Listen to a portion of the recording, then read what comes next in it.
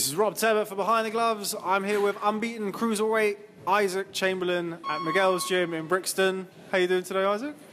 I'm good. Finished a hard training session, so my mind is a bit like, it's been hard. Strength and conditioning in the morning, came here to the gym straight away, so obviously it's not like I'm coming in fresh. I came from doing something else, so it's just in that mode. My life is a training camp.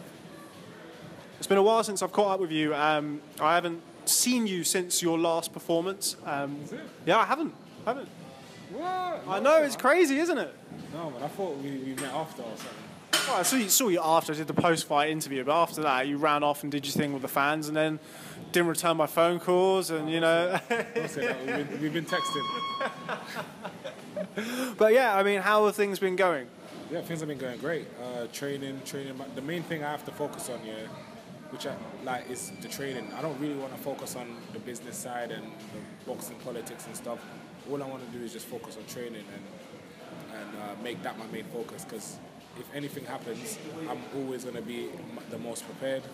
I'm always going to be just always in shape, ready for anything. So I'm always in the gym, always grafting, always trying to progress and get better. That's the intention I come with. I ain't coming with the intention as in, oh, just another day. I'm coming in as in, that's why you see it when I'm boxing and when I'm training, that it's with intensity, because I'm trying to get some. Now, before your last fight, you spent some time in camp with Alexander Usyk and Mike Perez.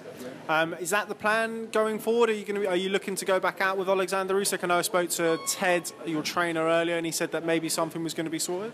Yeah, definitely. That'll be great to learn as much as I can from Alexander Usyk. It was great sparring. It was back and forth. Certain days I'll get the better of him and be like, wow. And then he'll come back and get the better of me, and then I'll be like, right, I've got to raise my level again. So we kept raising levels and raising levels and raising levels.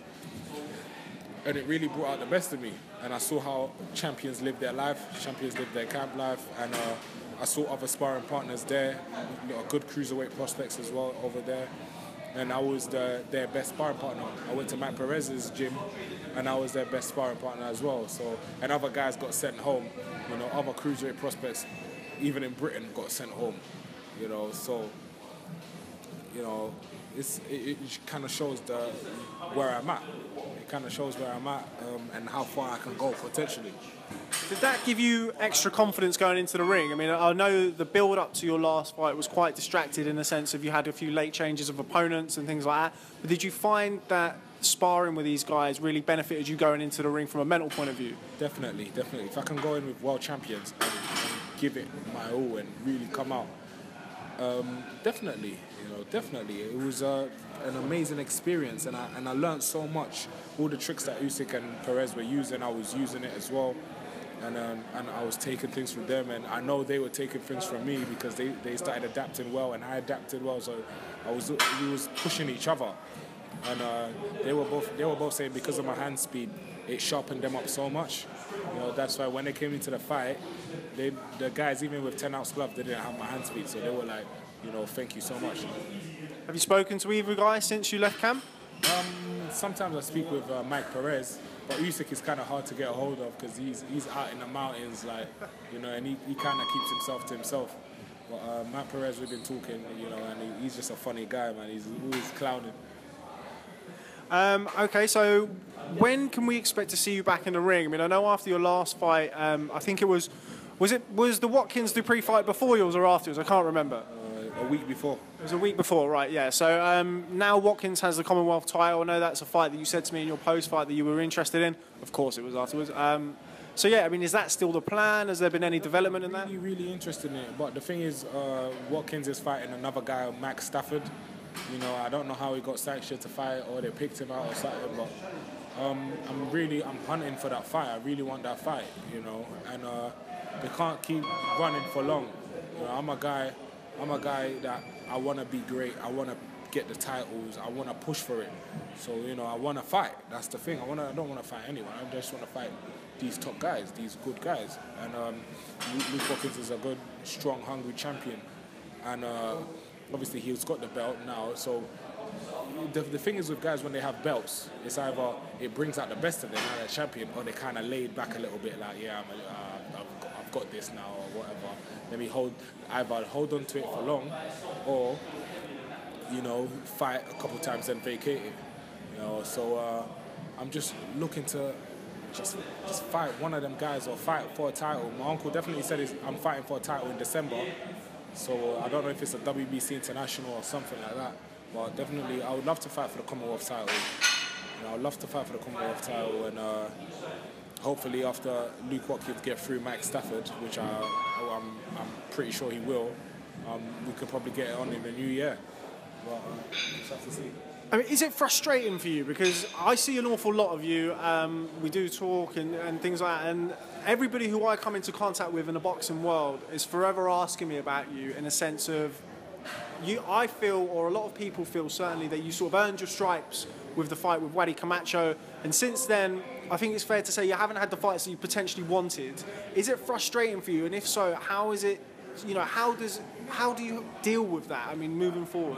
Definitely is frustrating. Definitely, you wanna push on. People think you're stagnating. People think you're just living off that, but that's not really the case. Of course, I want to move on. Do you know what I mean? I want to move on, and in fact, that fight must have showed everyone how bad I want this, how bad I want to progress and move forward and be the best that I can be. But I think it's just the politics and the boxing game, and all of this was just going to be part of the story that I write after my career is done. Like, this is what happened, this is what happened, but I kept in the gym, I kept grafting, because it's a short career. Because I don't think of it as, do you know what, I'm not fighting, so I'm just gonna rest and go whatever. No, I'm trying to chase something. I'm trying to go and get it, because nothing's given to me. From the start of my career, I realized that nothing was given to me. You know what I mean? So I'm still with that underdog mentality, that mentality like Marvin Hagler, coming in like, I'm coming to take everything, and I'm not just saying that bluntly. Like, I'm not just saying that for the sake of saying it. I'm being real about it, and I'm not stopping at any cost.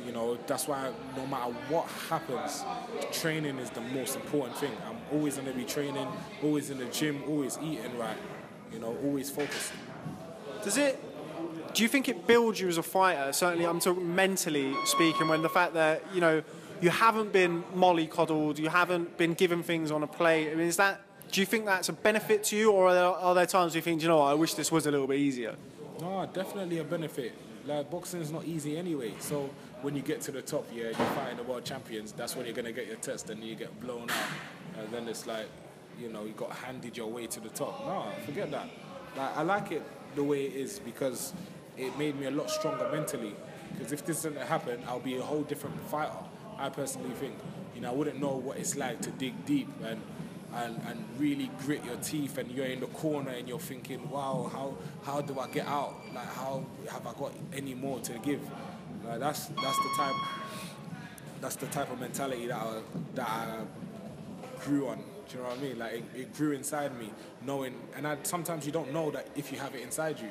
And some of these guys, they get handed stuff, and then to the point where it's a tough fight, and then they're like, oh shit, like, this is what it's all about, really. You know what I mean? So we just have to wait and see, and I'm kind of happy all of this happened, because it's just got me like mentally so strong. Now I want to touch on Lawrence Okolie. I know that you must be sick to death of talking about it, but I'm going to ask you anyway.